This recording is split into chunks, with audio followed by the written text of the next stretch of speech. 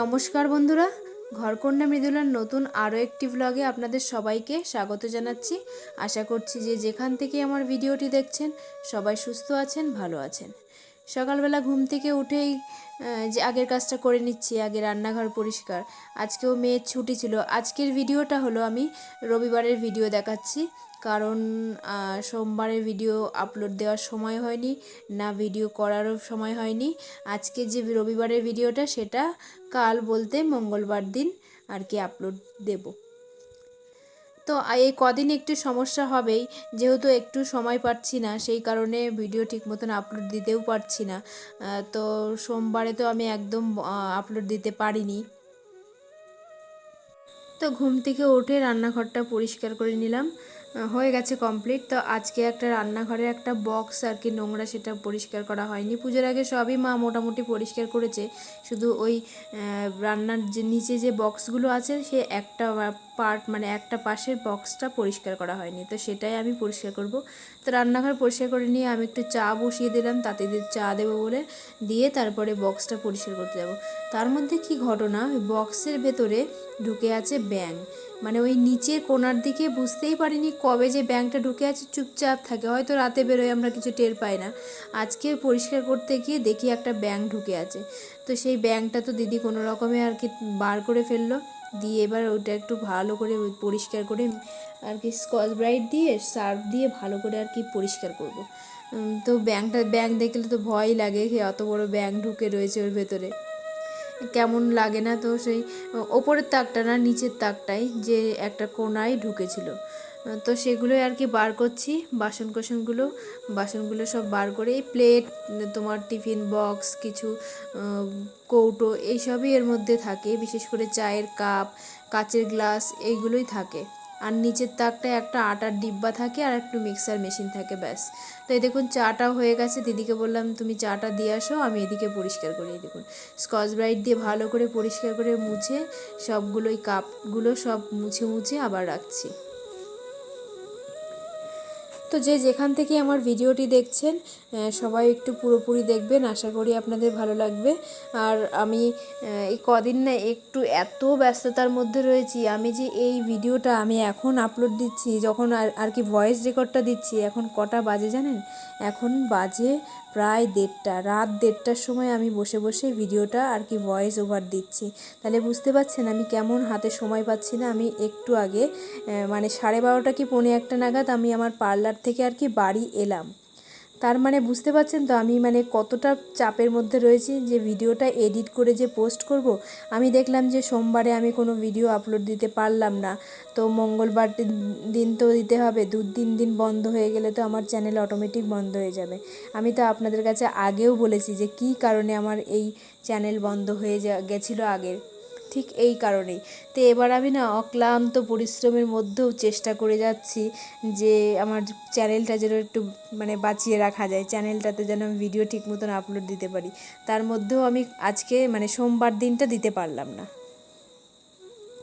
ভেবেছিলাম দেব, তো video edit করার সুযোগ সময় কোনোটাই আর কি ঠিক করে হয়নি, তো হলো না। একটা দিন তো একটু এদিক ওদিক হতেই পারে, টাইমিংটা ঠিক রাখতে হবে।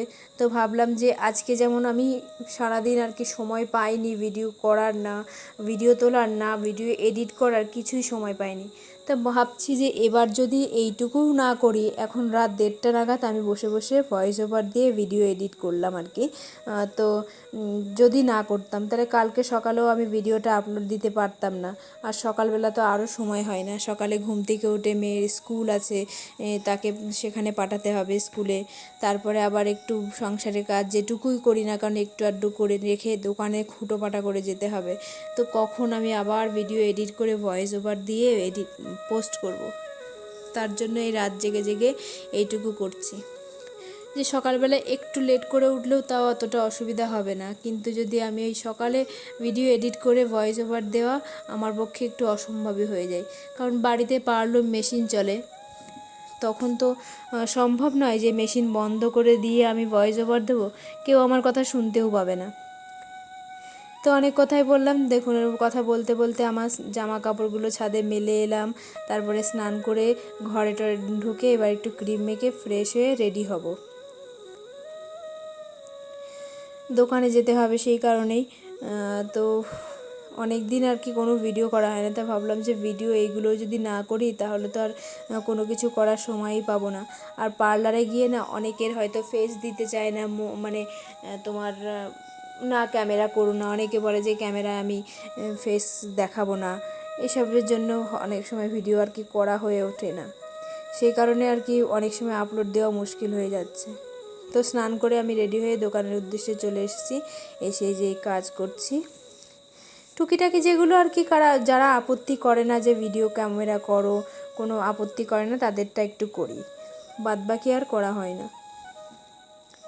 এই যে সকাল থেকে সারা দিন একভাবে দাঁড়িয়ে থেকে, মানে বিশেষ করে পুজোর 2-3 দিন আগে থেকে, মানে মহালয়ার পর থেকে আর কি শুরু হয়, স্টার্ট হয়।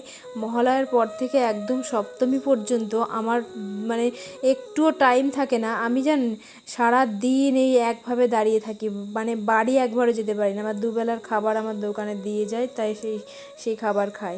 মানে এতটা পরিশ্রম হয়ে যায় 2 দিন। অন্য আগে মানুষ আসবে না, সব এই 2 দিনে পরিশ্রম, মানে এসে এত পরিমাণ চাপ হয় আমার, খুবই মুশকিল হয়ে যায় তখন।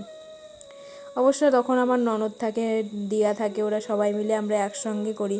ওদেরও ভীষণ পরিশ্রম হয়ে যায়, আমার সাথে সাথে ওরাও রাত জাগে। তা বলতে নেই, এর আগের বার আমি রাত 2:30টায় বাড়ি গেছি জানেন। আজকে তো তাও 12:30 পৌনে 1টায় এলাম, কিন্তু এর আগের বার আমি রাত 2:30, 12:30, 1টা এরকম করে বাড়িতে এসেছি। তো কী করবো, বছরে একটা দিন এরকম তো পরিশ্রম করতেই হবে। বছরে একটা দিন না, এই 2-4 দিনই আর কি, পুজোর মধ্যে যা একটু পরিশ্রম হয়। তাছাড়া তো সারা বছর তেমন একটা প্রেশার হবে না, কাজ করে যাই। তো পার্লারের কাজ করতে করতে সবাই একটু গল্পও করে, আমার সঙ্গে একটু গল্পও করি, আর ভালো বাসে আর কি। তো এই দেখুন, এখন প্রায় 2টো বাজে, বেলা দুপুরের সময় 2টোর সময় আমি সকালের খাবার খেতে বসেছি। তার মানে ভাবুন আমি কতটা মানে প্রেশারে থাকি, সকাল থেকে খাবার সময় আমার হয়নি। তো ওদেরকে বসিয়ে রেখে আমি বললাম তোমরা বসো, আমি কিন্তু 2 মিনিট একটু খেয়ে নিই, কারণ 2টো পর্যন্ত না খেয়ে থাকা মানে প্রচুর খিদে পেয়ে যায়, তখন পায়ে যন্ত্রণা শুরু হয়ে যায়। তো আজকের ভিডিওটা আমি এখানেই শেষ করছি, আবার দেখা হবে পরের ভিডিও নিয়ে।